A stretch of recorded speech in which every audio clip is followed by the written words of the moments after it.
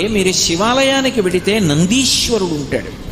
నందీశ్వరుడు యొక్క శృంగములలోంచి శివదర్శనం చెయ్యాలి. అసలు నందీశ్వరుడి దగ్గరికి వెళ్ళి ప్రార్థన చెయ్యకుండా శివలింగం వంక దర్శనం చెయ్యకూడదు. నంది దగ్గరికి వెళ్ళి మొట్టమొదట ప్రార్థన చెయ్యాలి.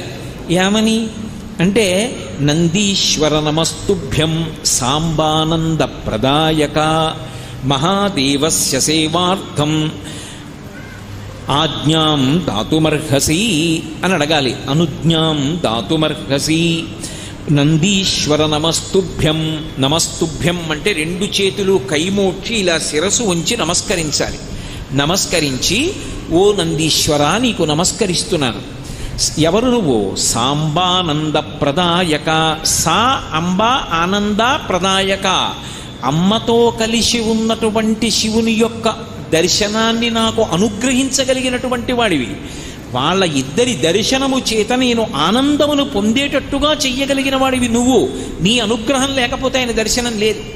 కాబట్టి సాంబానంద ప్రదాయక మహాదేవస్య సేవార్థం.